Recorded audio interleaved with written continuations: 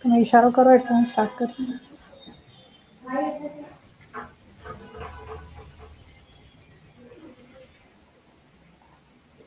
Good evening, everyone. A warm welcome to all.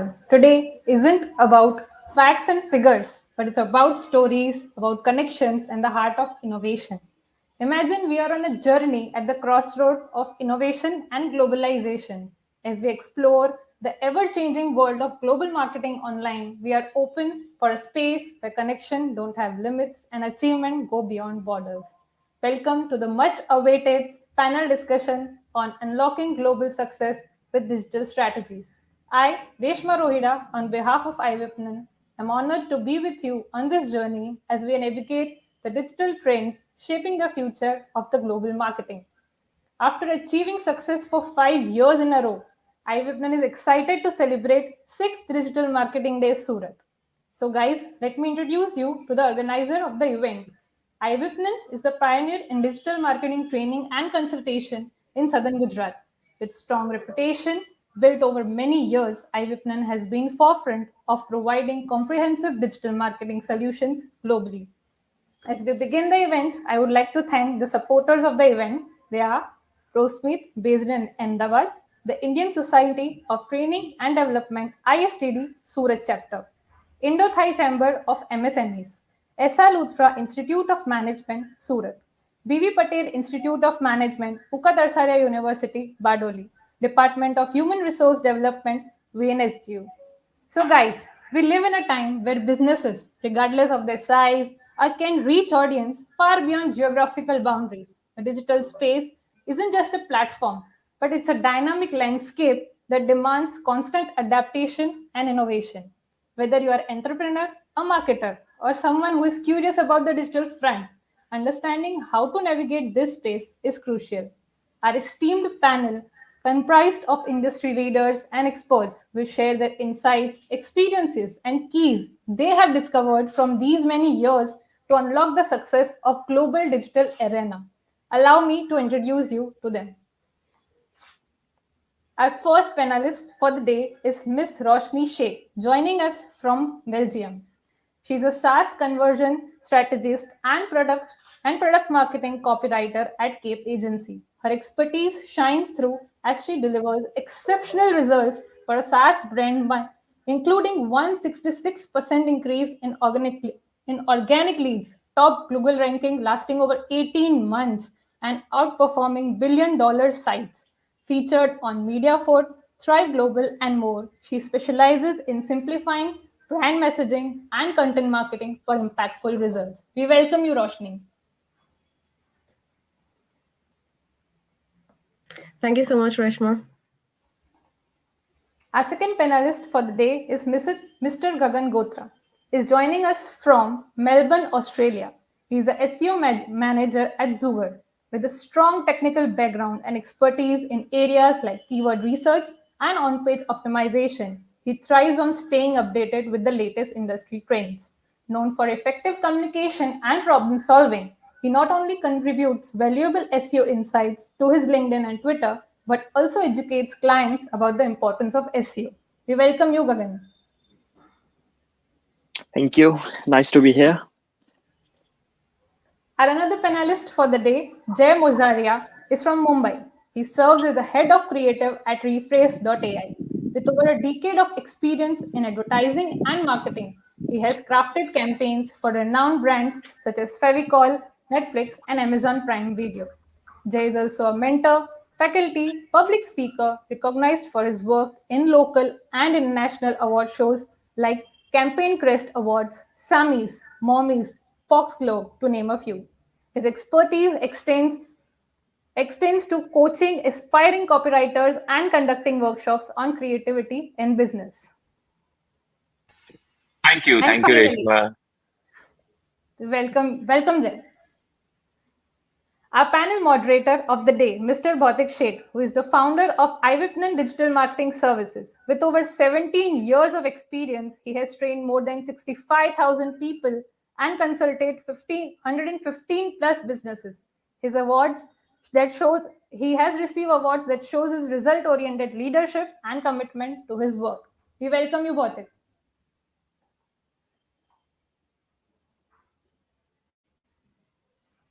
So I think they form a powerhouse of expertise, and I'm sure their collective wisdom will ignite thought-provoking discussions on the keys of global success. Before we proceed with our event, there are few instructions. If you guys have any questions, please note them down and save them for the Q&A session. And if not, you can also submit your questions in the comment box. Additionally, we encourage you to stay connected till the end to receive a participation certificate. This will be awarded exclusively to those who remain with us until the conclusion. Thank you so much, guys. Over to you, Bhautik. So thank you so much formally, Reshma. Good to have you once again as a MC of the event. And welcome Jai, welcome Gagan, and welcome Roshni. And welcome everybody who have joined us live, or the people who are going to join us lately, the people who are going to watch the recording of the show. But let me start by saying that we started all these things 5-6 years back, and it has been our privilege to represent not only Surat but Gujarat in terms of talking a lot about digital marketing. And as we are now growing as an industry together globally, sometimes I feel that digital marketing is a very small word. We need to find something else. And I'm looking forward to some great answers, some great points from all you August panelist members. And yes, we are going to start with the opening statement from you three, all of you three, considering the topic of the day, because we are talking about the global success. It means, to put it very simple, we are talking about the role of digital, internet, in international marketing. And the reason to choose this topic and not to choose that what we can do in 2024 or what we can expect in 2024, because every time we keep talking about what we are going to expect in the coming year, something else we observe in the mid of the year. So we just decided why not to focus on those aspects where globally all the different organizations in the different countries, they're looking forward to extend their businesses. They want to go to expand their businesses in the different countries as well. So yes, they are very much optimistic about the role of digital into that. So that would be the theme of the day, and I'm expecting your expert views in this context. But yes, I want to listen to your opening statement for 2 to 3 minutes, and that is something related to the question that, considering emerging trends and technological advancements, how do you foresee the evolving digital marketing landscape in 2024? Roshni, we would like to start with you first. That how do you see how this market is going to evolve in 2024, considering the global market? Okay. Thank you for the question, Bhautik.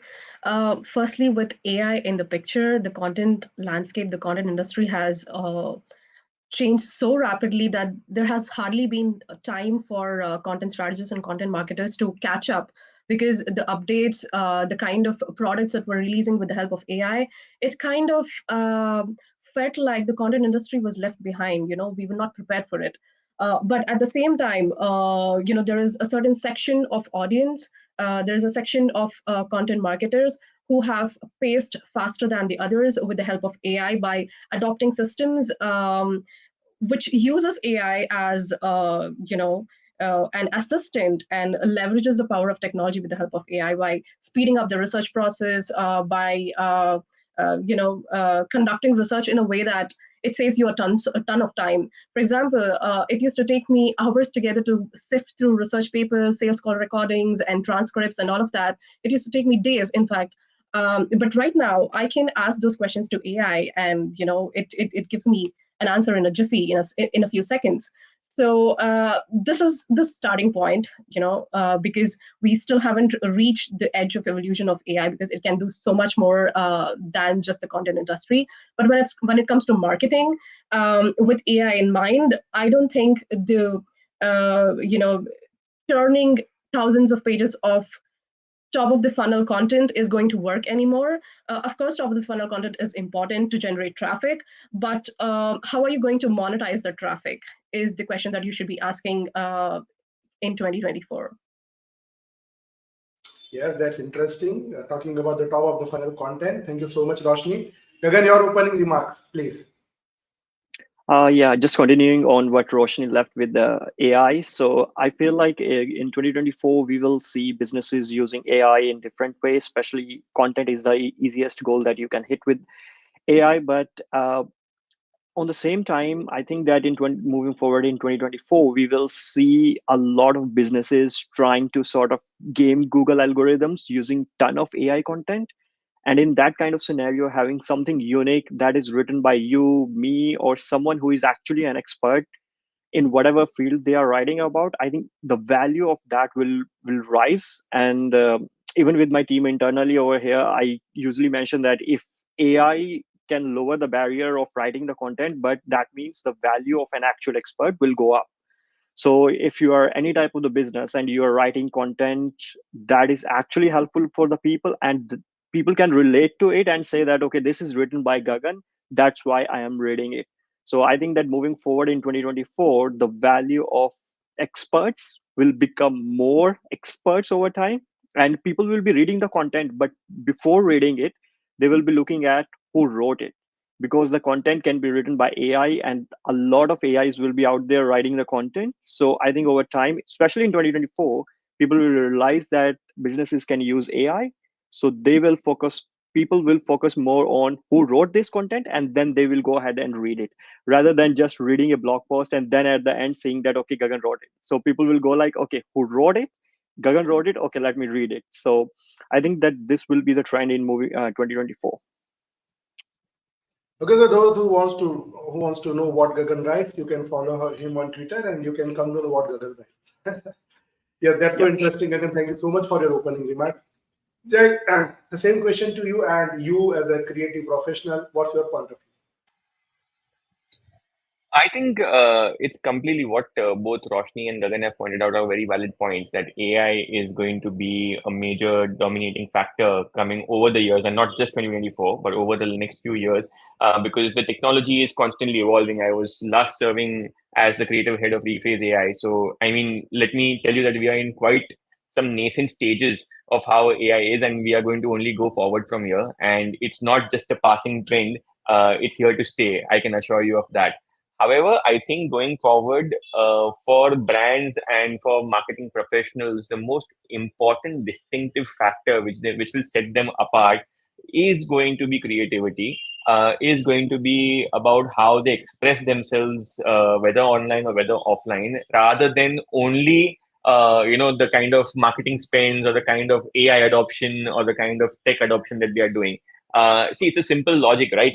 If brand A can spend 100 rupees, maybe competitor brand B can spend 200 rupees for the same thing. But what will set the brands apart is the distinct and sharp messaging, which will be the ultimate deciding factor for the end consumer. So I think that is something which needs to be taken into account in the coming few years. And also, I feel that a lot of content will, I think employee or CXO branding will become more and more important going forward. The reason for that being, as Gagan pointed out, a lot of content is going to be individual driven. So in fact, we can see that trend nowadays also, where a lot of founders are becoming content creators themselves, whether it's the founder of Zerodha, Nikhil Kamath, or whether it's Shantanu Deshpande from the barbershop series that he runs and all of that. The reason for that is it's a cheap and at the same time a very prudent investment to be made, because somewhere today the founder is equal to the brand somewhere. So I think that is going to be an important trend going forward. Okay, so to conclude all of your three opening statement, what I understood is the combination of AI plus the creativity plus traffic that generates revenue, and to add certain more points by Jay, it is going to be very important how the employee branding and the founder branding is happening. So I think it's very clear for the audience that if you are really looking forward to take your business to the global level, you need to understand that yes, AI is going to be there. It is absolutely going to be remain in the market, and you just need to evolve yourself along with the evolving AI technology. So thank you so much, guys, for your opening statements. Now, one by one, I'm going to ask the questions, and as I said, if you really want to put your points in somebody else's question, please feel free to that. Roshni, we are going to start with you, and it is something because you just like Jay, you both are from the creative field, and the storytelling is your forte.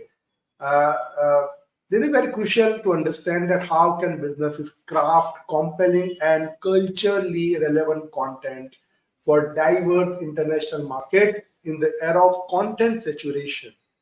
And this question is in the context of both the product-based companies and the service-oriented organizations. Okay, awesome.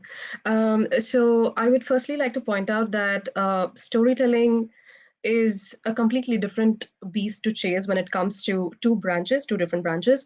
When it comes to SaaS and tech, the narrative you build to form a relationship with your audience is completely different compared to what you do in e-commerce and consumer marketing. For example, let's say, establishing a brand identity in an industry like how Nike does. When you think of Nike, you think of the positive motivational messaging that comes to your mind. It's very easy to establish that. All you need to do is create fictitious stories, and which is of course relevant to your day-to-day life. But at the same time, it's not as simple to present the idea for a SaaS or tech company. For example, let's look at an example like a calendar scheduling tool. If you don't understand the audience's preferences, if you don't understand the audience verticals, like why is the audience needing this calendar scheduling tool? If you don't understand that, then establishing your brand and identity is extremely difficult. When it comes to culturally relevant content, when it comes to SaaS and tech industry, if you produce relevant content based on the stage of awareness of the audience, based on the business requirements of the audience, that is enough, rather than focusing on culturally relevant content. Because whether I am buying this calendar scheduling tool from India or from Belgium or from the US, if the information on the website doesn't satisfy my requirements, it doesn't matter what kind of storytelling techniques that you're employing. It has to be specific. It has to give specific information that I need as a consumer in order to convert me as a customer, right? So it's completely a different landscape for e-commerce and SaaS tech. And when it comes to SaaS tech, on the homepage, you should have 4 most important things. First is identification of your audience. If there is a problem that your tool is solving, say that loud and clear. And then based on that, introduce real life examples of where the tool can be applied, the applications of the tool, basically, with the help of case studies and white papers and enough social proof. And then build the narrative from there, explaining how your product is different from the others in the market, or how your product has produced innovation in a way that it solves very specific problems for this specific set of audience.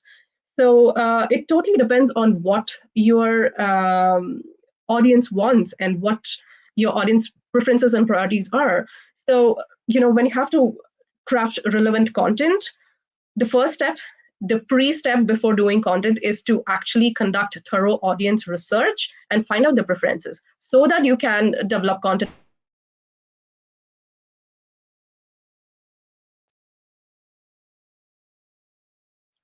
Hello?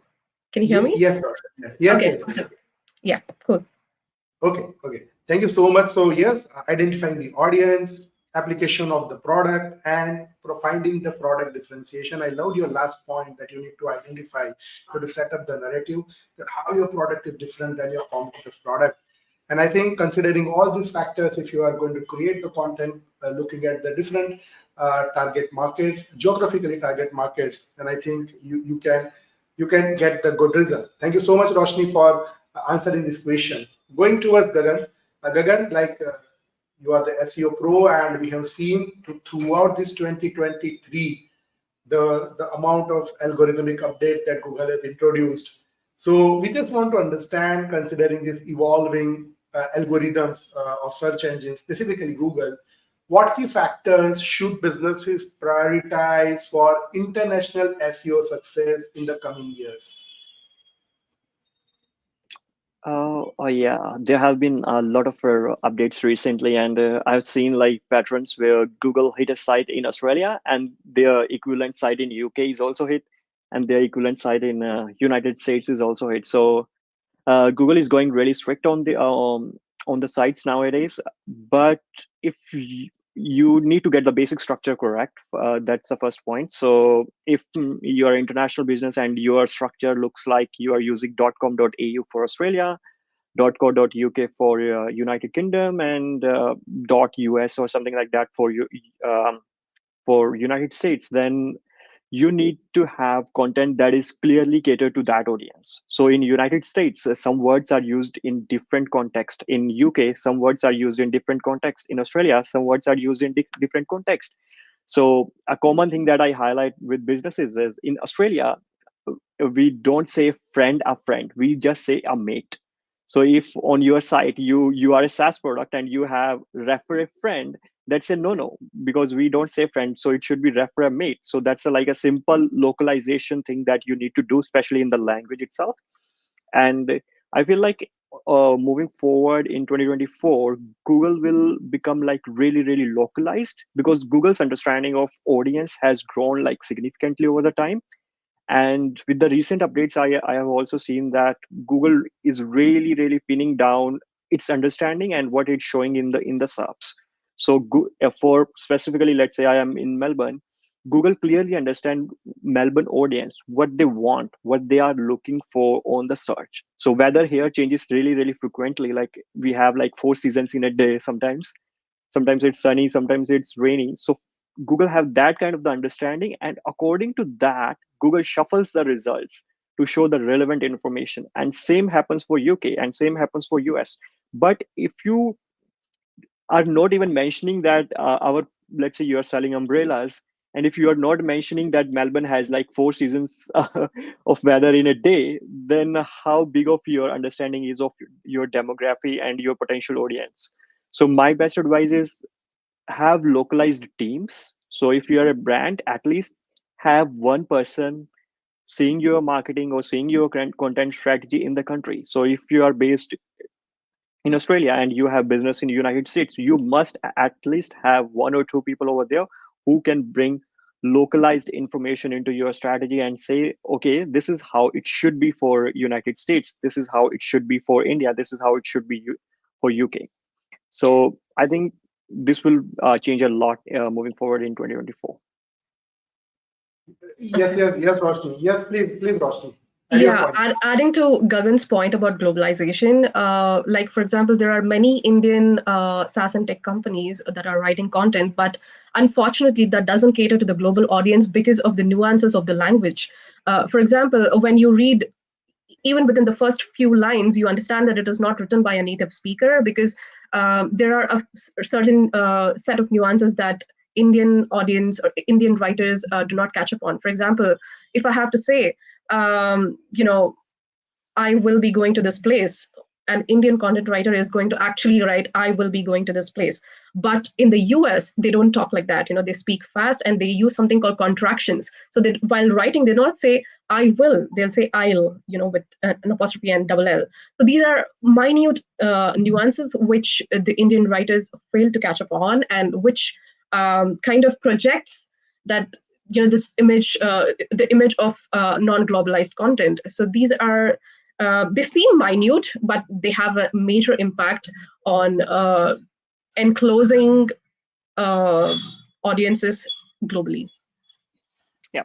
Also, Yes. adding to that, I just have like a short point. So in India, like people usually have really long names. So if you are using a really long name as a author and your target audience is United States, they will go, we don't have these long names in the United States. We just have like Ben, Barry, or some like really, really short names. We don't have really long names. So Jay is sounds like a American. So yeah. So having those kind of things also does matter. Like my actual name is really, really long, but I use Gagan Ghotra as a short name. So that people from Western countries can say that, okay, this is a short name. We are familiar with short names, so they can connect with me, you know. having these kind of things also does matter. Imagine how these foreigners are pronouncing my name. You can imagine, right? Yep, sure. Okay. So Jay, thank you so much, guys. Obviously, Gagan and Roshni, and I think I love this point raised by both of you, and specifically the localized information. It is too important, even in the international SEO. I love that point. Thanks, Gagan. Jay, now considering this again, the very similar question I asked to Roshni as well, but I also want to understand your point of view that considering these cultural differences and regional preferences, how can businesses ensure a consistent and compelling brand narrative across diverse international markets? So I think, Bhautik, it's important to understand that one is that every brand is going to have its core central philosophy, its core central brand narrative, whether you are talking about, let's say, a SaaS brand, or whether it's a consumer marketing brand or an e-commerce brand, they will all have their core philosophy. Now the task is upon adapting that core philosophy to a particular geography. So I would say, let's say one example that comes to my mind is, let's say, Amazon, an e-commerce product, right? Now we all know the story of how A to Z, that entire connection is there in their logo, which basically emphasizes how Amazon can provide you everything from A to Z in terms of delivery. So now in India, they kind of passed that messaging on in the form of a beautiful piece of advertising, which was called Apni Dukan, as a campaign, which was a very relatable campaign, I would say, because it was about Chongpur Cheetahs. They had invented this entire fictitious IPL team, and that IPL team was basically ordering stuff on the go while they were building that entire team out, and it became quite relatable. Same is with Coca-Cola, for example, who has been trying very nicely to connect with Indian audiences. While their core philosophy remains open happiness, we could see a spate of ads recently where they had, let's say, for example, targeted Durga Pujo, which is a very Bengali festival in Calcutta, and they had basically conducted advertising activities where they had combined the power of AI. They had also conducted and included certain cultural nuances within the advertising. So I think most importantly, it is to understand where, first of all, to stick to your core philosophy. That's point number one, which remains important at any given point of time, and not divulge from the philosophy. Otherwise, your messaging will inadvertently become inconsistent. The second thing is to seamlessly adapt your entire messaging to that particular geography without offending sentiments. I think that is the biggest task for any creative professional out there, because what Gagan was pointing out, it's not about calling someone a friend, but rather calling someone a mate. And I don't know why firecrackers are going off behind me, but I think it's something to do with Google, or I don't know what it is, but sorry for that.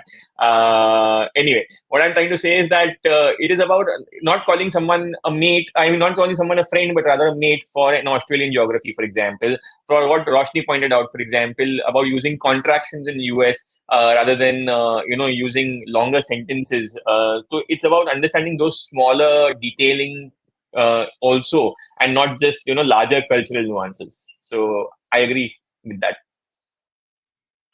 So very quickly, Roshni, I want you to drag into the same boat that because we are talking about the brand narrative, the global brand narrative, and I just want to understand how can storytelling you can use for the global audience, right? Because we know that the different audiences, they see the story differently. The South Asians have different things to see to it. Europeans, you are in Belgium, so you know that how they see to the things. In Australia, the things are very different, and you know that how Indian audience see to the things. So how the brand can create the kind of storytelling, again, considering the different audiences. Okay. Very interesting question, Bhautik, because when I was starting out, storytelling used to scare me, even though I used to be a fiction writer right from my teenage years. Because applying storytelling techniques to a business is completely different from writing fiction. And I think if you equate storytelling to building narratives, that makes your job much more easier. It's like stepping into the mindset of helping your prospect. That should be the first mindset. And it's all about building the narrative. And what is the narrative? It's about displaying the problems that you're solving, talking about the solution that you have produced, differentiating and positioning your product in the market. All of this is a narrative, and all of this is nothing but storytelling, but it has to be done in a way that you connect with your audience. I'll give you an example. Yesterday, I went to a Christmas market in Brussels, and I have a 7-year-old daughter who wanted to use the washroom. There was no washroom around. And I saw this hotel. I went there, and I asked the receptionist, can I use the washroom? And she said yes, and all of that. But it wouldn't have been possible if I hadn't done it in a way that was polite and building a rapport. So the first thing that I asked her was, hello, excuse me, can you do a favor for me, please? Then sure, they are going to say a yes. So the point is to get the first yes from even your prospect. Bring them into your messaging by getting that first yes, by building the rapport. And how do you do that?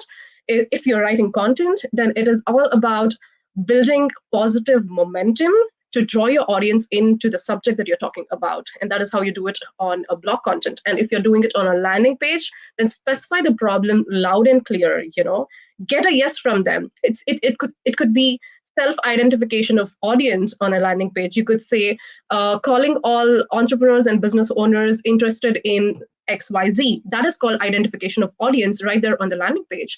So when you do that, you draw the audience interest in automatically. And it's also a way to filter out people who are not interested in the product that you're selling, right? So getting the first yes is the most important step towards conversions. So yeah. So, Jay, I want your point on this, but little bit considering the fact that we use the different formats for the storytelling, right? Specifically now in the era of the shorts and the TikTok videos and all that. So how do you see to it? How challenging it is for the content creator to create the kind of short content, considering the video content, if you think about, then how difficulty or how challenging it is for the content creator, considering the global market. The question is in the same context of the Roshni. See, I mean, I would rather keep the answer simple to saying that creating content for global audiences is almost as simple as your strategy is.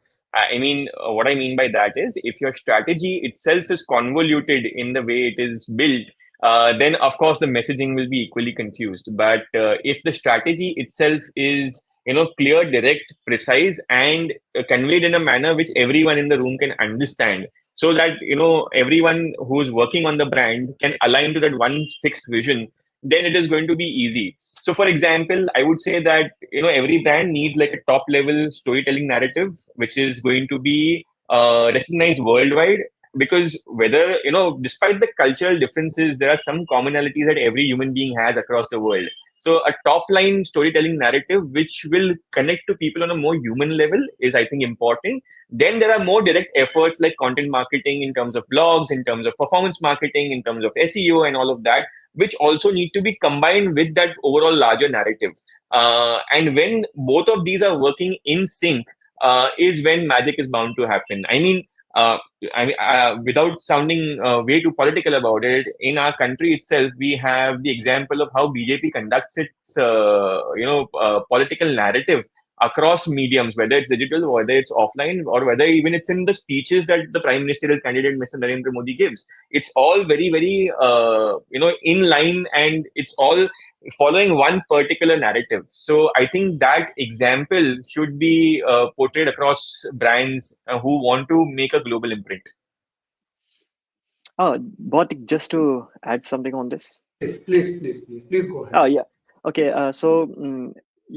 A brand usually there is a problem and there is a solution. So solution cannot change. Like if a solution is there in India, the same solution can work in Australia, same can work across any other country. But whenever you are trying to expand globally, so you have solution and there is a problem. But how that problem is defined in different countries, you need to adjust that. In your storytelling, you can have same solution part, but the same problem can be defined in a different way, just to cater to the local audience across different countries. I think that's important piece that you need to update while you are expanding globally.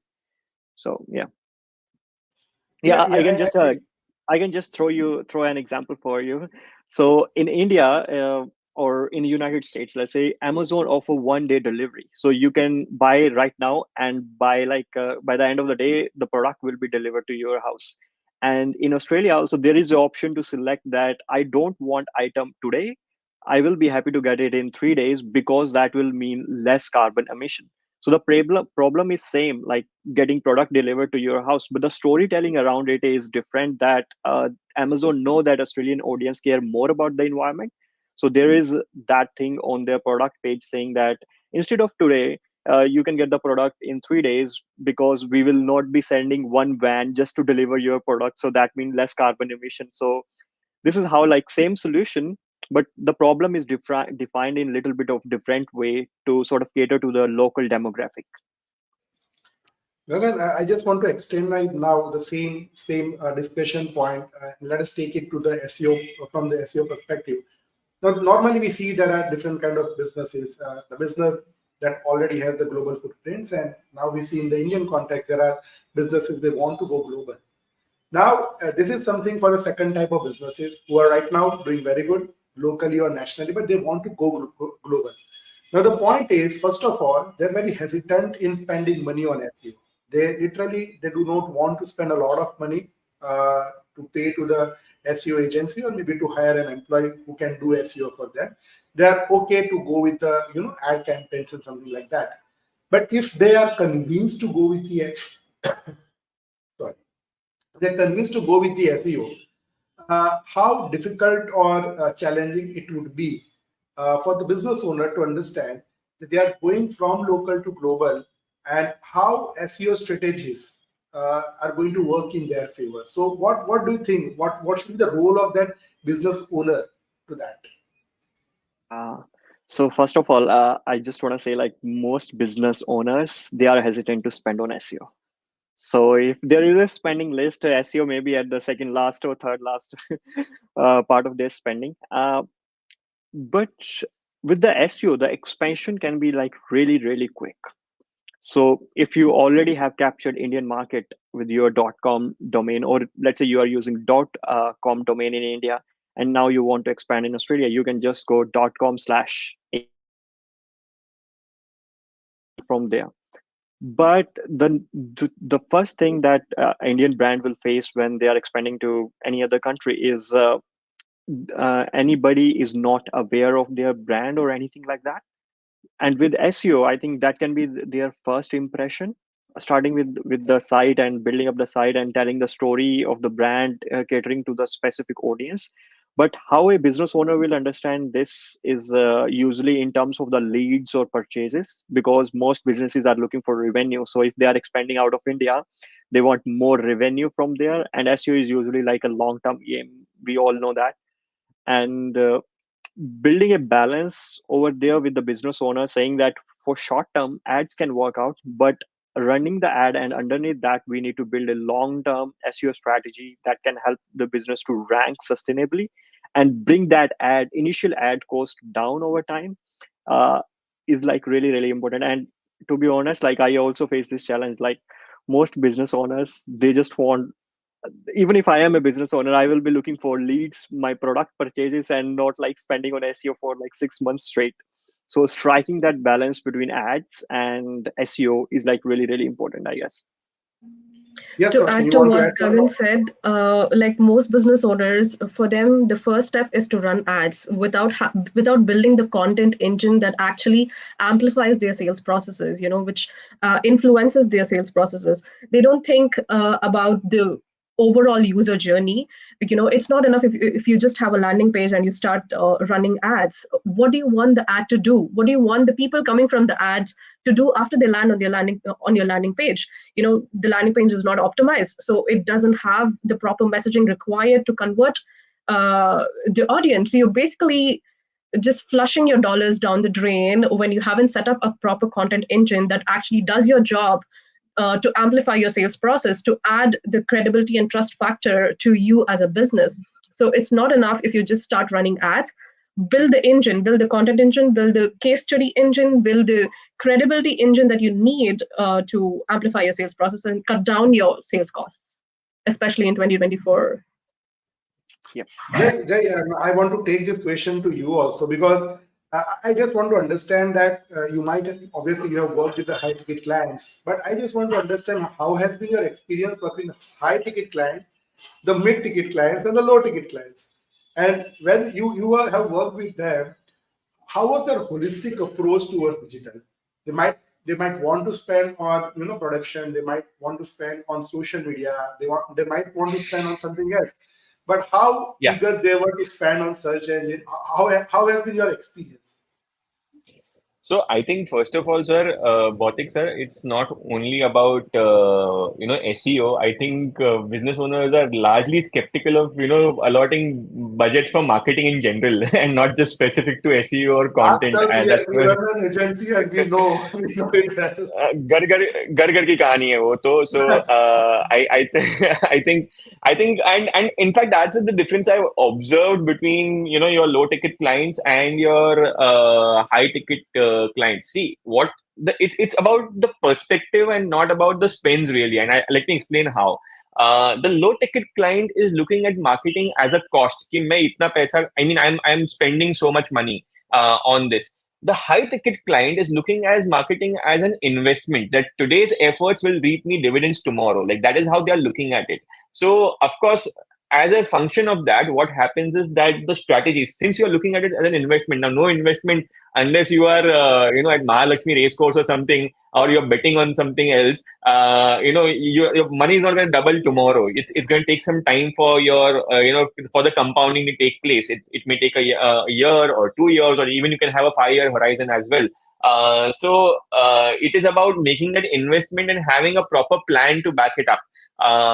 And see, when you're making a long-term investment, you definitely plan it better than just like a burst of money pumped in, and then having a strategy all scrambled all around. So that is why I feel that the high ticket clients are always very measured, but at the same time they don't mind spending money where it is worthy of spending money. In fact, to give an example of a local brand in Gujarat also, Schmitten Chocolates, for example, they were a chocolate brand based out of India. They had a national footprint, but they then, when they wanted to go global, they signed Priyanka Chopra at the height of her Hollywood career.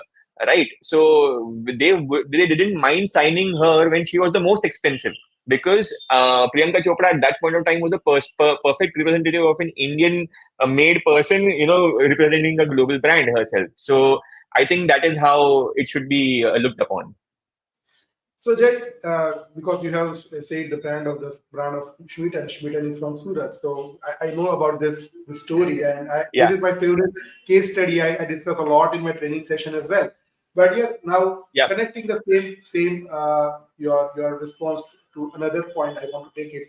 How do you see that? Do you feel that according to your experience in working with specifically the Indian clients who really want to grow now?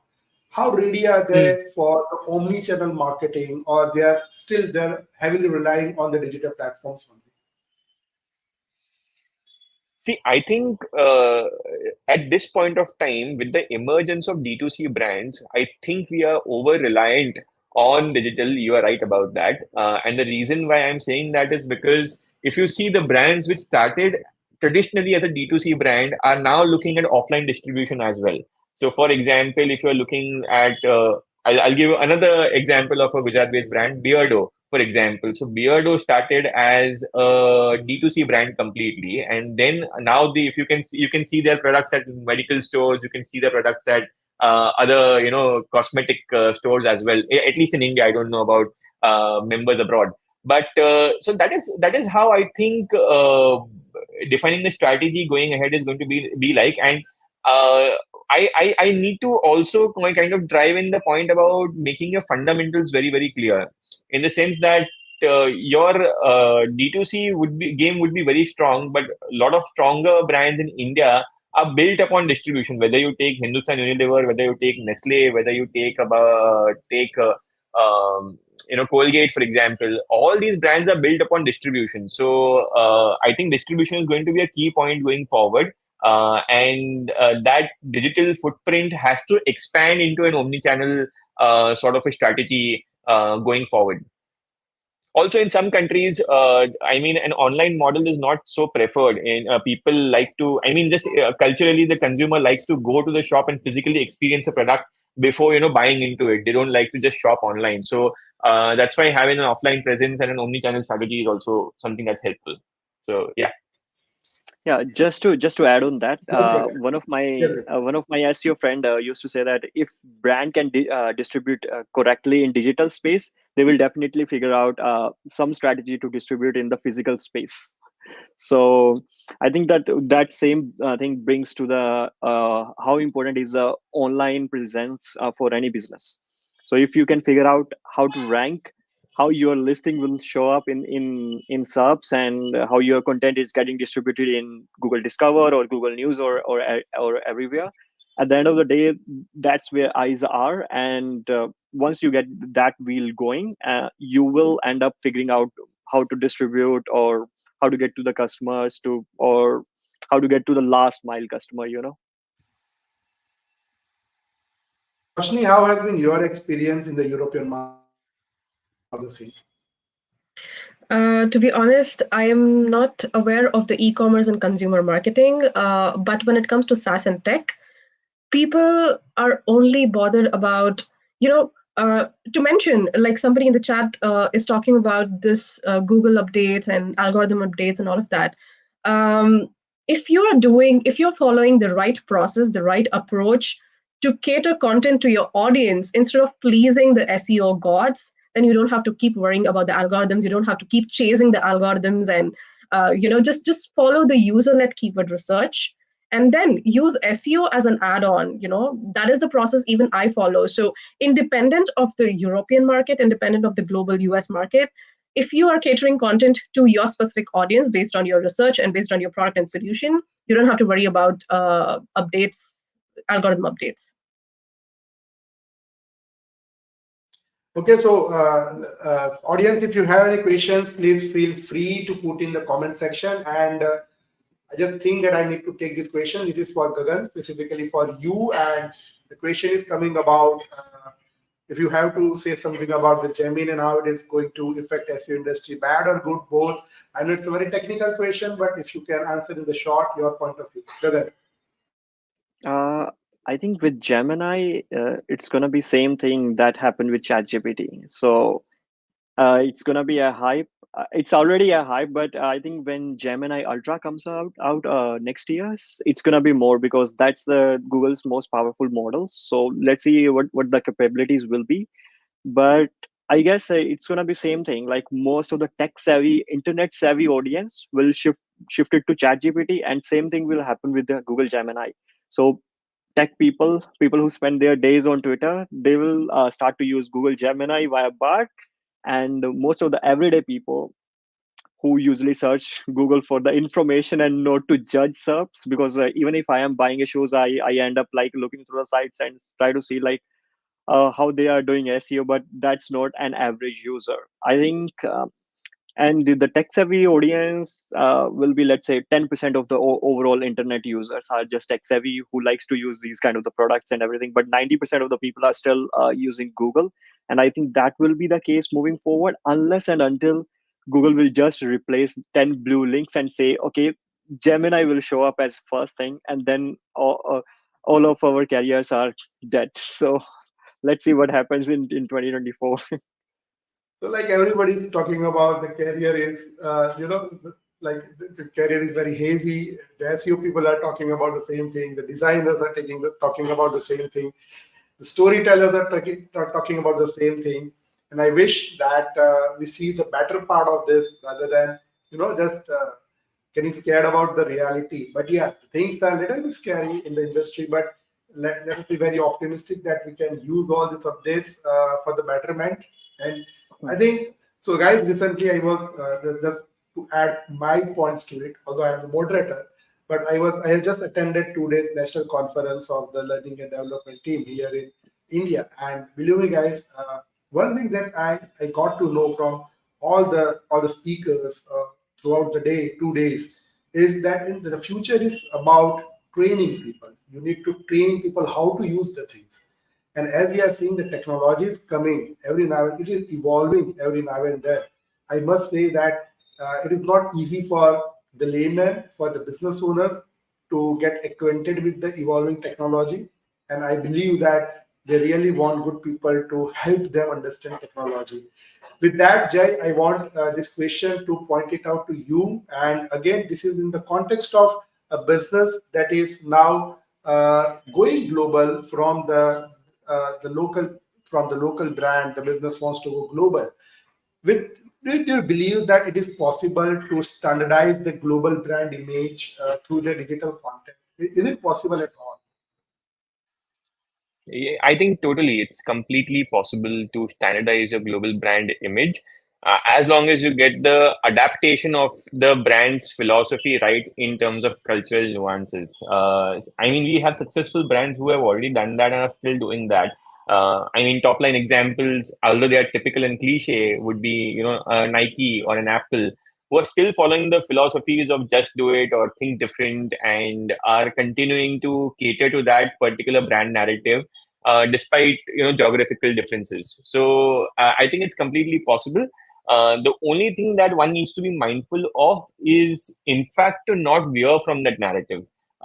In today, there is, I mean, I think the point all of us are kind of trying to make it that there's a lot of noise out there in the market and there's a lot of distraction where it is easy to say, "Acha, let us do this because it's trending or it's, the in thing to do, or let us do that because, that is the most suggested way of doing things." But as long as you don't veer from the brand's core philosophy, and as long as you don't start, celebrating Friendships Day for marriage bands, I think you are going to be in a good space.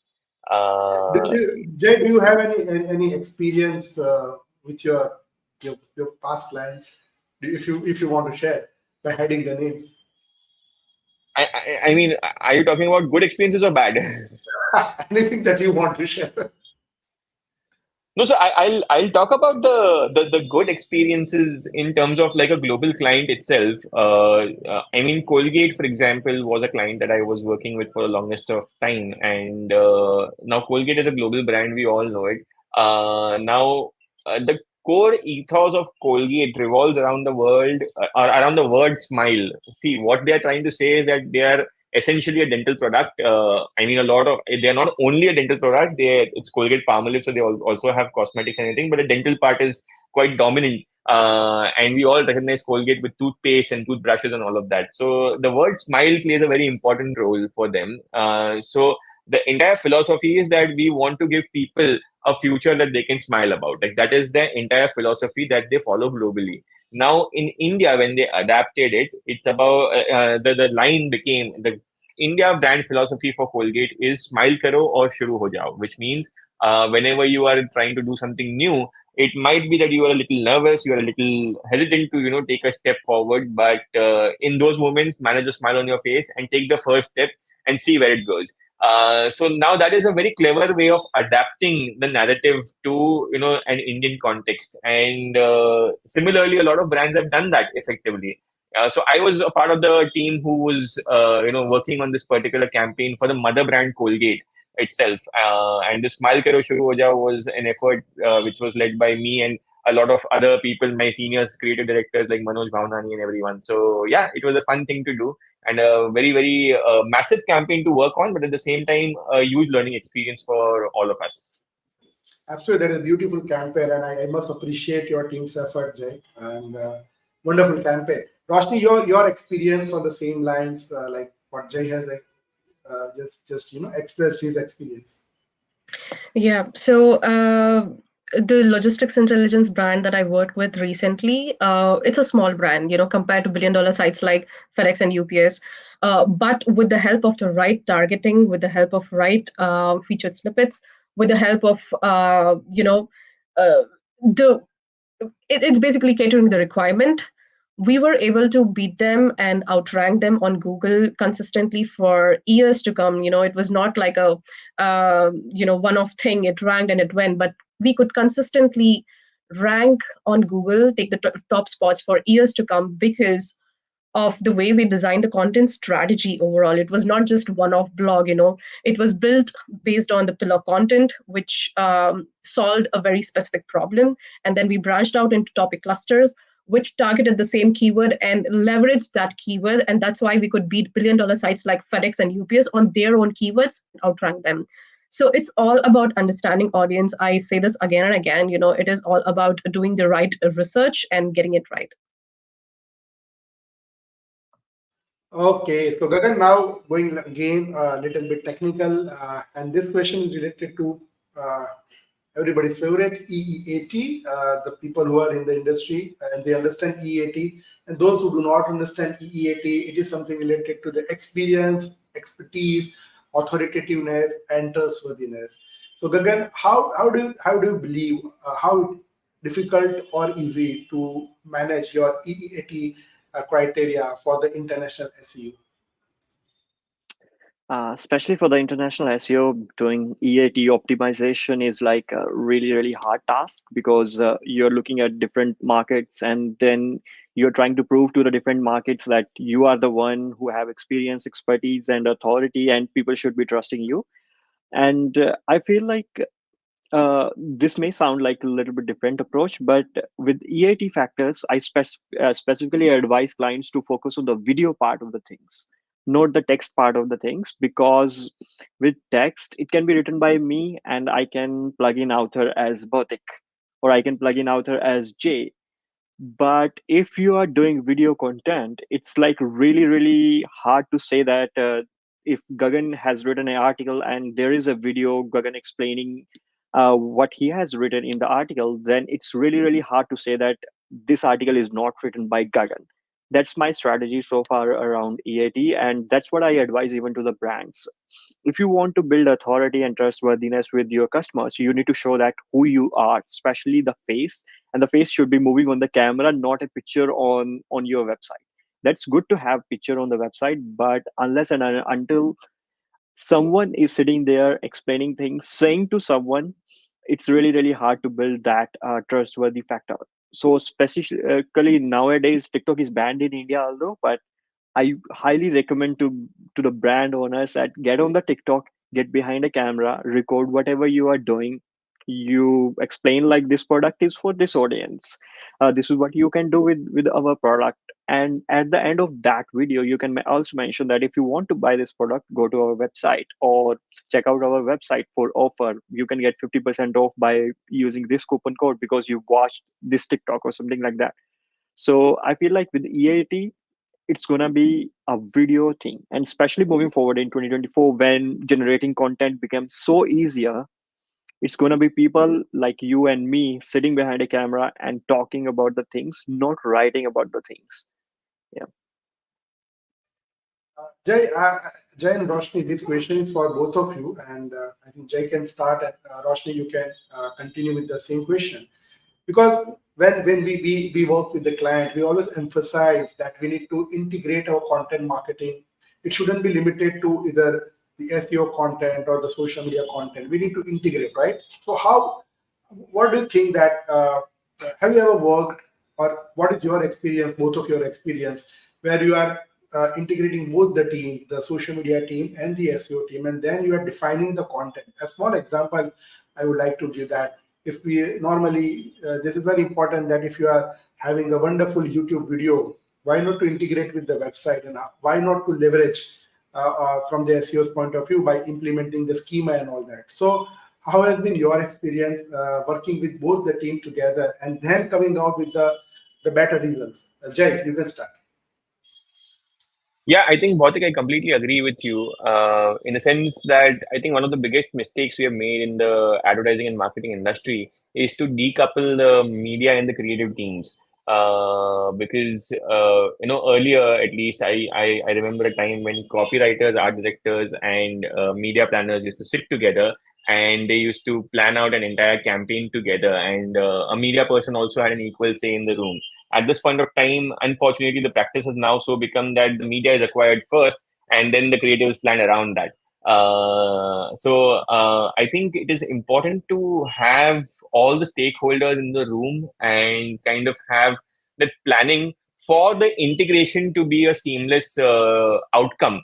I think what you're talking about, a smooth integration between content and media strategy, that is the outcome. But for that, the input has to be something where all the stakeholders behind the scenes are working together towards a common vision.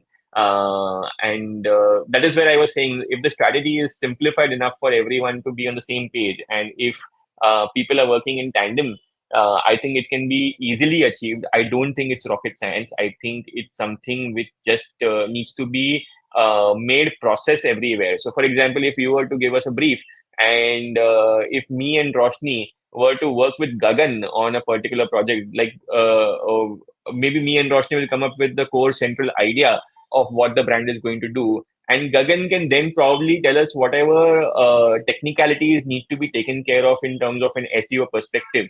And me and Roshni can make sure that we are following those technical perspectives, but at the same time, we are not losing the essence of the brand. And that is how the output is going to be more integrated, right? So I think it's as simple as that. Yes, Roshni. Yeah, to add to Jay's, it's sorry. like I recently worked with a brand which has more than 1 lakh subscribers. But unfortunately, what happened was the copywriters and the graphic designer team was completely disintegrated. So the message that the copywriter wanted to put across with the help of visual representation was completely gone off track because of this mismatch of ideas and because there was no collaboration.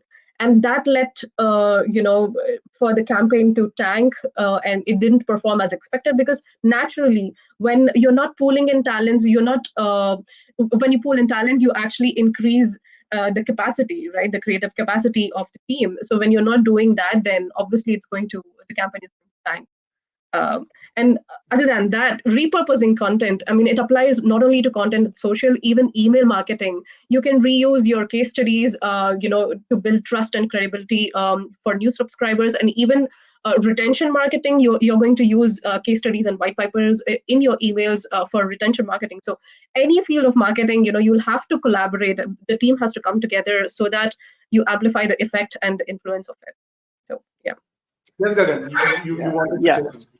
Yeah, so right now here in Australia, I'm seeing that medium-sized businesses, instead of hiring like a social media expert, an SEO, and a whole team, they are just hiring like 3 or 4 growth strategists who are in the business, talking with management, seeing like day-to-day operations of the business, seeing what customer feedback is coming through, and then they are talking to an external SEO agency and external social media agency. So internal team of like 3 growth strategists. On one side, they are saying everything that's happening in the business, what's the customer feedback is, how the management is dealing with everything. And then on the other side, they are taking all that information and talking to an SEO agency, communicating to them and saying what should be the best SEO strategy about this. And then talking to another social media agency and saying that this is what customer feedback our management is saying through, this is what our customer complaints are. So how we should be crafting content around that. So I think businesses are going with this model, having like 3 growth strategies in the team itself. They are seeing everything that's happening in the business, and then they are communicating with external SEO agency or a social media agency and saying that this is what's going on in the business, how we should craft a social media strategy or a SEO strategy around this. So I just want to understand all of your point of view, because this is going to a very interesting discussion, because I can relate to whatever you are saying, and this is something that we as a service provider, we also face some challenges. So as a service provider or as a business owner, right? When a company is approaching an agency, what do they look at? Do they work with an agency that is providing the full stack services in terms of SEO, in terms of content creation, the social media and everything, the performance marketing and everything? Or should they go to an individuals who are good at maybe SEO, somebody's good at social media management, somebody's good at writing the content? What's your opinion on that? How the business owners should consider this?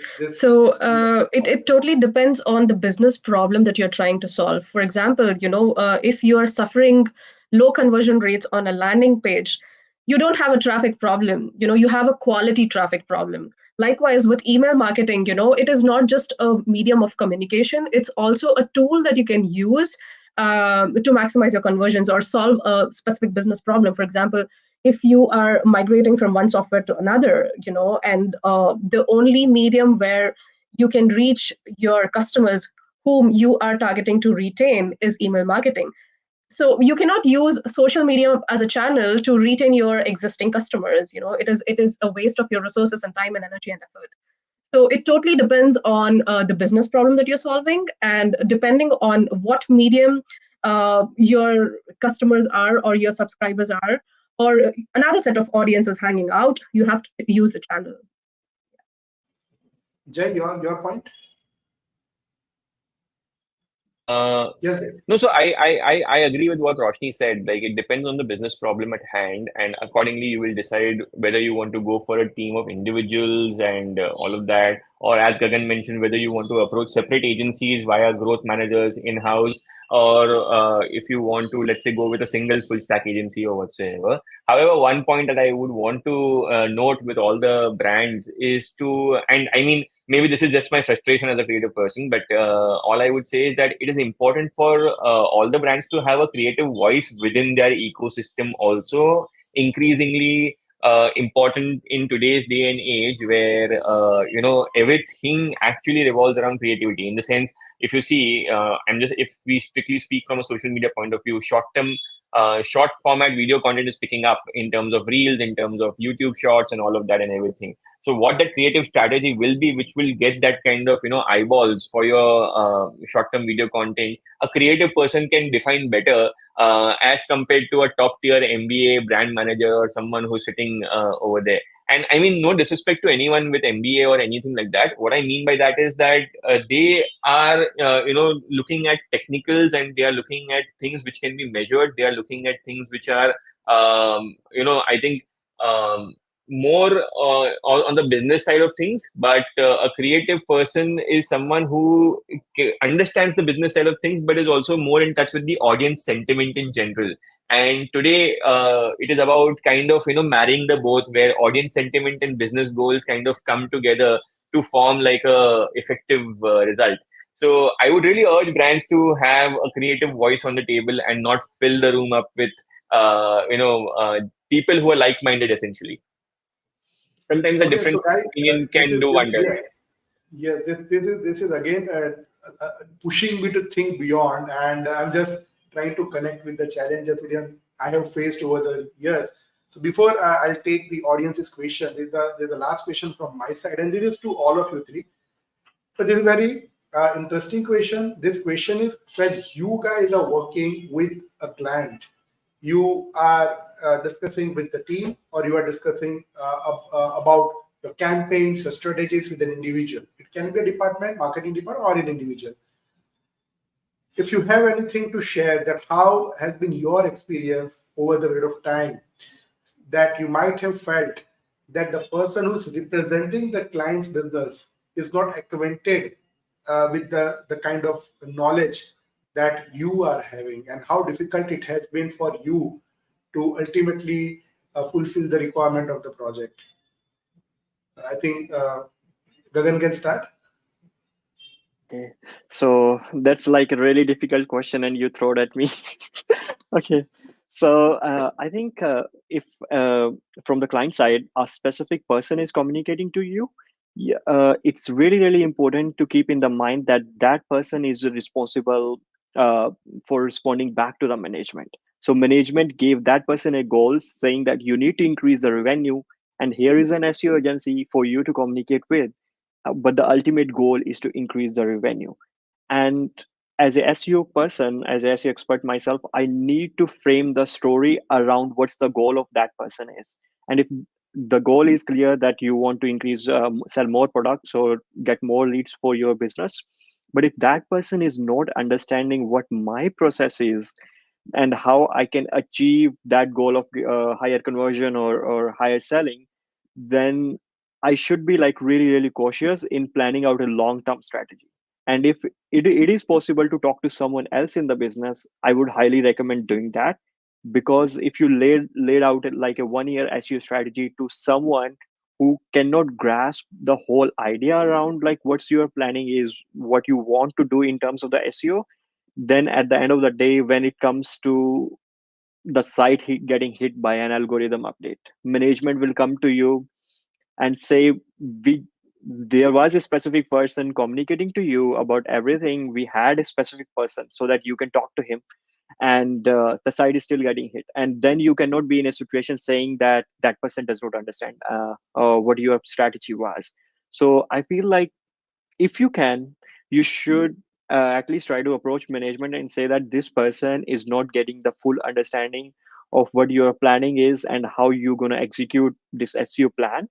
That would be the better strategy. But in case you need to educate that marketing person, I would highly recommend sharing YouTube videos with them, not like text articles, because these are like, if you are sharing SEO search engine general with someone, they are like, what the heck is this article about? But if you can share, then try to find some YouTube videos where concepts are explained in a really, really simple way, and then pass on those videos to that person and say, watch these videos before coming to the next meeting. Or you can add please as well, please watch these videos before coming to the next meeting, so that at least they have some understanding about this is the URL structure, like this is how URL structure should be, this is why we should be using this anchor text instead of this anchor text. So, and I have been in situations where I said anchor text and the other person went like, huh, what anchor text? So try to make a playlist of the YouTube videos that you can share with someone who does not have any idea about SEO, so that they can watch those videos and then come to your meeting and say that, okay, this is 1 year plan and this is how we're going to execute this SEO strategy. So I education think is like really, really important part. Even for a SEO as a myself, I need to keep on educating myself, but how I can sort of break down those complex concept into simple words for someone who have no idea of SEO is also like really, really important. So ultimately all the marketers have become the academicians, right? yeah, sure. Roshni, So basically, Roshni, back it up with data. Wherever the pushback is, there as a strategist, there is a reason why you did something, right? All you need to do is justify the reason by backing it up with enough social proof or proof from the audience or data. For example, I worked with a brand recently. We created a messaging strategy for them, and they had very specific brand guidelines, like, we are a positive brand, and we do not want to use words like without and things like that. They were very, very specific about the wording and the messaging that needs to go on their website. But there was no way to actually describe the problem that they were solving. Because let's say, for example, if you are a headless CMS brand, you are actually solving some specific problems like speed and display and rendering and all of that. If you do not use the word without, let's say, do something without undergoing problem 1, 2, and 3, then you are diluting your message. How are you going to differentiate in the market? How are people going to know that you are a headless CMS and not just another WordPress like content management system? There has to be a way of differentiation. So I think, of course, there is going to be pushback from the clients. Like Gagan said, you need to educate them. You need to put the stakes on the table and let them do the judgment by giving them enough proof, by saying that, look, this is what is required for this campaign to succeed. If you don't do that, then it may not succeed. You can test it out, but the risk is yours. So you have to put it forward. Just to add one thing on that, I worked with one brand and they were like really obsessed with using word premium, but the search volume for word affordable was like really, really high. So what I did is I ran just an ad campaign, and in the title I had premium for a week, and for next week I had affordable. And everybody know the answer. The conversion rate Exactly. for affordable and click-through rate for affordable was like really, really high. So I Yeah. proved it using ads just in 2 weeks, and they were like, yeah, we can use affordable now. And they were like so strict on using premium word that even in the home page title, they did not want it to flip that premium with the affordable.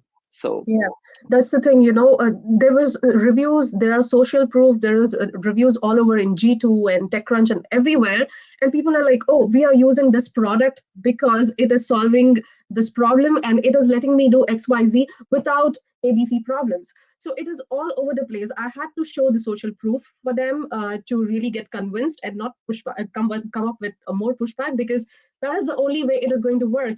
You are a business, we understand, but you are creating this business for a specific set of audience. If they are using that particular terminology or vocabulary, we will have to adapt to that instead of being very stern on that these are our brand guidelines and we cannot adapt or adopt further. So yeah. Jay, your point?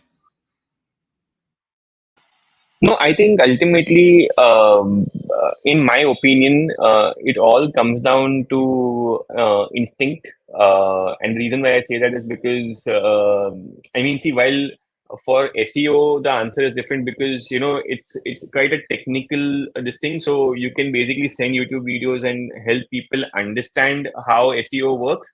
For example, with even what Roshni was saying in terms of, backing it up with data and social proof. uh, I mean, while there is social proof and data for some topics or some ideas, you may not have social proof or data for some ideas. And in those particular circumstances, it's upon your convincing skill for the client. It's upon the client's aptitude for taking risks. I think it is about that. See, the bold and the brave clients always get great campaigns, is what I've seen, and the people who are rather conservative in their approach don't often end up succeeding in terms of advertising and marketing, is also what I have seen. So it completely has to come down to your instinct, and that is exactly why I said that having a creative person I mean, having a creative voice in the room is very important because, for example, if I am the person and while I can come up with ideas, I also have to respect other technical processes which might be involved. So just to give a small example, if I am writing a script or I am writing an ad film, for example, there is going to be a shoot afterwards, right, which will follow numerable processes. There will be a casting process. There will be a cameraman who will be shooting, a DOP who will be shooting the entire ad film. There will be a director who will be directing the ad film. There will be actors who will have their own particular process and everything. And I have to make sure that all of them are happy and satisfied after I have written the entire film. Similarly, for SEO, for example, if I'm coming up with an idea, but if a Gagan says, listen, we can't use the word premium, we rather use the word affordable, then it is upon me to kind of, be flexible enough and turn my messaging around, incorporating probably that word into my, entire ideation process itself from the very beginning and not, adapting it later on and adjusting things later on. So I think it's important to keep that in mind. Okay, great. So let's take the questions from the audience. So this is a question that how can smaller businesses or startups can implement effective global digital strategies with limited resources? Now, limited resources, the first obviously would be the budget, and another would be maybe the kind of manpower that the company would like to have. If Roshni, would you like to answer the question? Yes, focus on your goals. What is your immediate goal? If you are a SaaS startup and if you haven't gone to the market yet, your immediate goal is to go to market. How would you acquire your first 100 customers? What kind of marketing material and content you need in order for this to happen? So if you're a startup, if you're a small business, you don't have to go and invest in ads in the first place, or you don't have to start running Facebook ads or LinkedIn ads. Focus on what you need to do based on the goals that you need to achieve. The answer is that's as simple as that. Okay, I think this obviously the question is for Gagan. And so which specific skills SEOs need to focus on when they have such advanced tools and tech for the help? So I think SEOs need to get better in the communication skills. So especially, especially if you know SEO, you have been doing it for years, you will get a good grasp of like whatever is needed. So right now, if you throw a domain name in front of me, I can just look at that site in like 5 minutes and give you like 10 suggestions. But how I will break down those suggestions to a potential client and saying that this is how it should be done. Maybe one suggestion need their developer. How I will convince that client to say that spend money on hiring a developer and get this fixed. Or maybe that client is already performing well in search. Let's say they are ranking at position 3 for most of their targeted keywords, and I can go and say, core web vitals are not right, maybe we should fix that and we can move from position 3 to 1. But for fixing that, we will need a web developer. And how I will communicate that to the client and say and convince client that spend money on developer.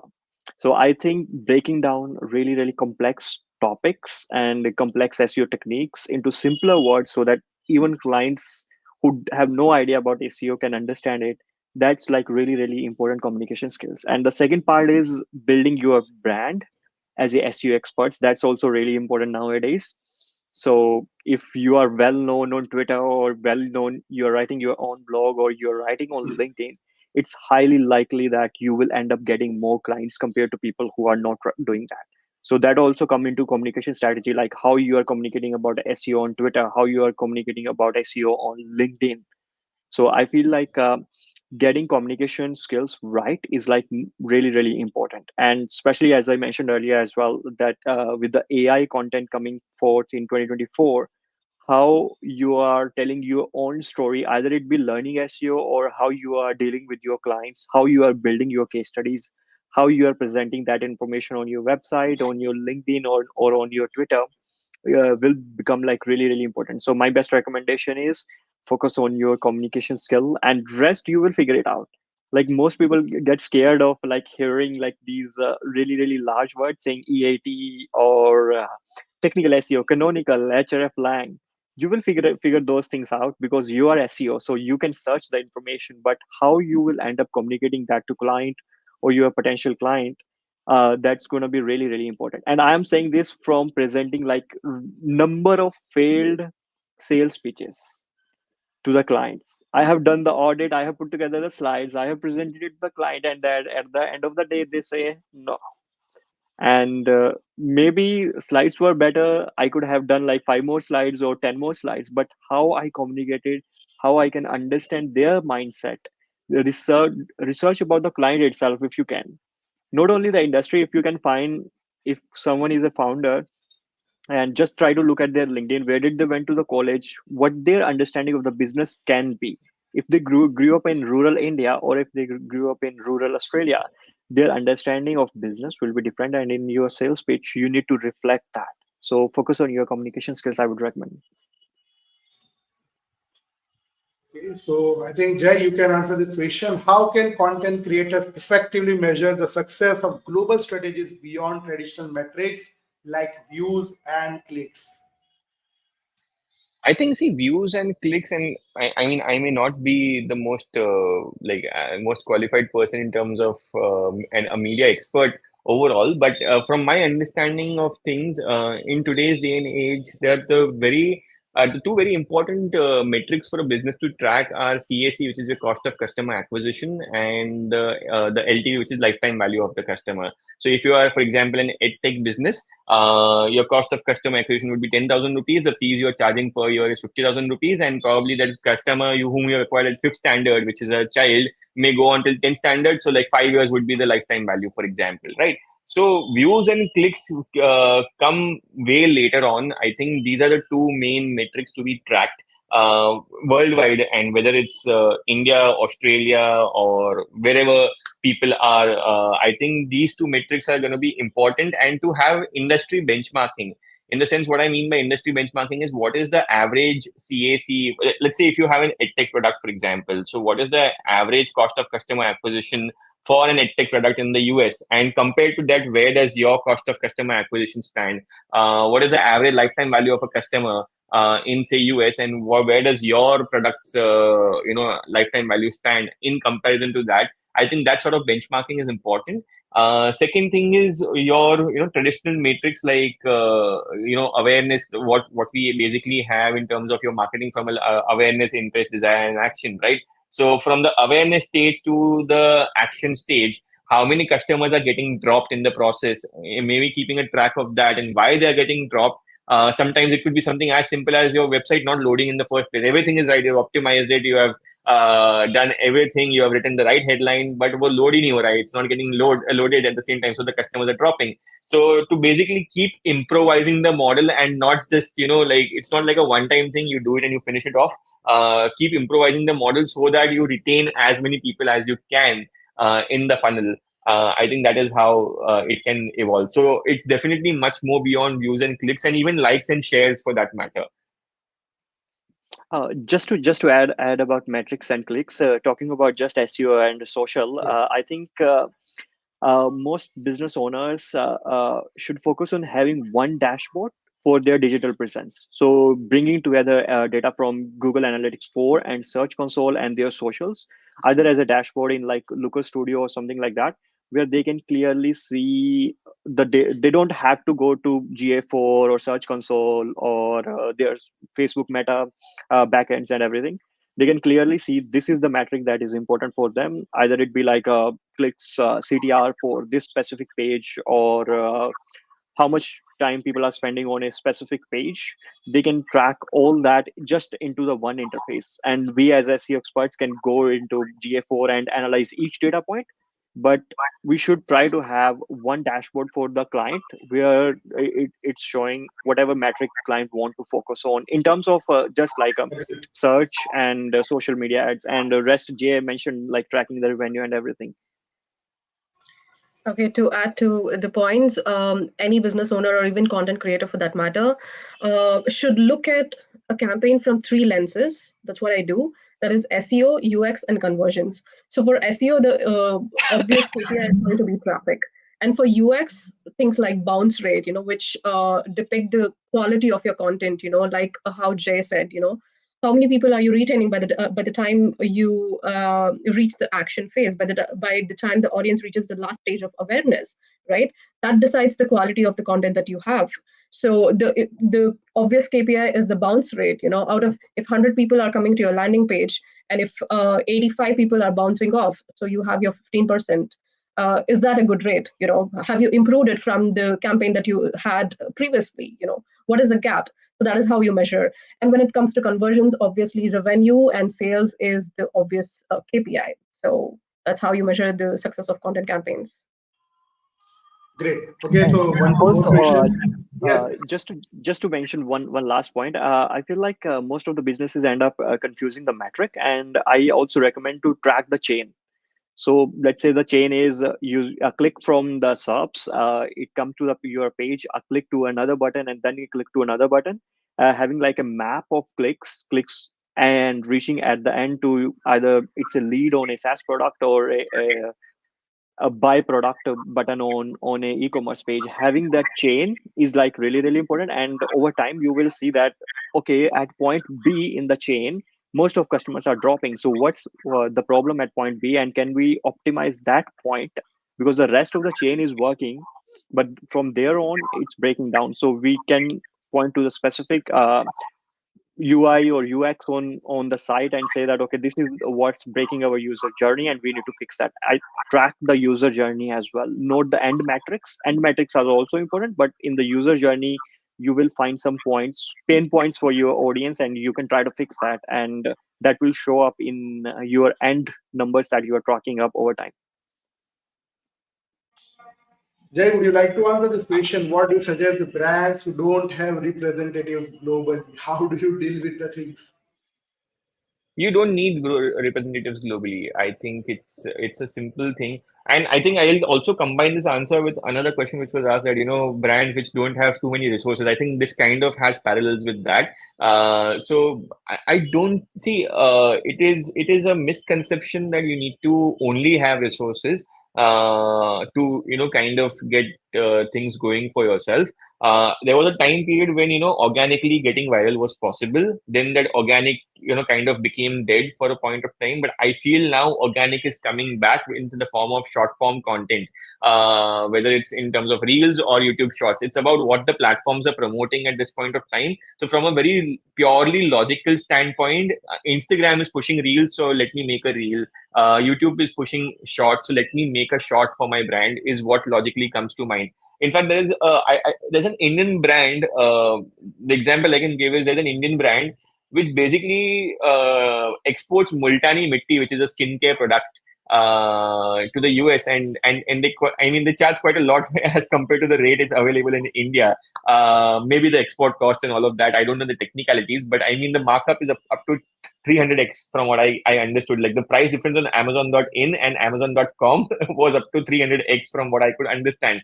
Uh, and the reason is that they have just tapped into, first they have established a good e-commerce presence across, let's say, the target market being US. The second thing that they have done very well is that their social presence is quite nice. So in the Instagram reels, they are always constantly talking about the benefits of applying Multani Mitti, why Multani Mitti is I mean, it should be a part of your daily skincare routine, for example. So after applying the cleanser, you should apply Multani Mitti, for example. They kind of do value addition content like that on there. So I wish I could remember the brand's name, but I'll probably send it to you later on. So similarly, there are also trends going on around in the world which you can tap into. For example, veganism is a big trend around the world at this point of time. So does your brand kind of, and of course, don't force a connection, but if your brand organically fits into that entire trend, then try to create content around that, so that what you're basically trying to do is get the maximum amount of shares. And any platform on the digital ecosystem rewards you with reach when you bring people onto the platform, or either you retain people on the platform. That is the matlab, basic funda for any and every channel. So if, let's say, you are leading to people engaging and being there on more time for Instagram or YouTube, for example, YouTube will reward you with more reach. And I mean, you guys can please correct me if I'm going wrong anyway, but that is what the basic funda is, what I understand. I don't understand too much of the mathematics, but I understand this study. If you basically give people attention, and if you keep people on the platform will reward you. So try to optimize your content in that manner. Maybe having like a instant hook in the beginning and then going into the detail of it can help. So it's upon how you basically deploy your organic efforts to the maximum. And sometimes it's also about just doing something randomly silly, like that girl who basically, so elegant, so beautiful, just looking like a wow, for example. Her business is picked up, man. I'm not even joking. Her business is picked up left, right, and center at this point of time because she became viral through a meme. Her business, and because she got that much organic traction, the people in that area are thronging to her shop, and I mean, she is quite a persuasive salesperson, as we can see. So yeah, I'm hoping it's doing well for her at this point of time. You are looking like wow. Thanks for sharing this. So let's take the last two questions. Yeah, I'll come back to you. I'll come back to you, Gagan. But let us take this question first with Roshni, and then the last question is for you, Gagan, and you can add the same point where Jai has left. So, Roshni, what challenges might arise when trying to engage diverse audiences on social media, and how can they be addressed? So, geographically diverse audience, like I said, like Gagan and Jai mentioned, people who are in Australia have different terminologies to refer to one idea. So cater to the idea without overcomplicating it. If you're too confused about, diversity and globalizing your content, keep it simple. Of course, it's not a grave mistake to call a friend and not a mate. So don't overthink it in terms of trying to engage with audiences. Make your idea, if you think the idea is the thing that is going to bring success, then bring that to the forefront without worrying about things like friend or mate or whatever. So yeah. Okay. So let us take the last question of the day, guys, and obviously it's SEO question, Gagan. You can also add your points to the Jai's point of view, but this question is from Mukesh, and he is asking that how local SEO is going to be in 2024, and is it okay to spend more time and budget on local SEO? Okay, just to add one thing, earlier, like 2 years ago, we as SEO specialists used to recommend that add links to your social profiles, to your Facebook, to your Instagram. But right now, my recommendation is if you are doing Instagram Reels or YouTube Shorts, you should have a carousel of your Reels. So on your home page, or have a specific page around that, if you are spending time creating those shorts and reels, you should have like carousel saying 1 reel, 2 reel, 3 reel, and when someone is scrolling through your page, those start to autoplay without the sound. So you can easily implement this on your site, and I think that does help to boost your EAT as well. And moving on to this question about local SEO, I think it's going to be a big thing, especially for the local businesses where service area is not that large. And spending your time optimizing your Google My Business profile and having all the information that you can provide to your customers over there is also important. But at the same time, if you can show that information as a user journey on the website. So maybe you are, let's say, a plumber business, and you have a description for your Google My Business profile saying that you are the best plumber in this.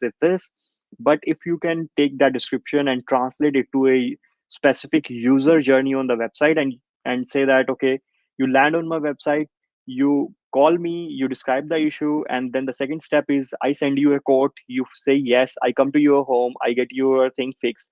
Describe that whole journey on your website and have a description of that journey for your Google My Business profile, and either post as that journey as like Google My Business profile posts, or explain that with images over there.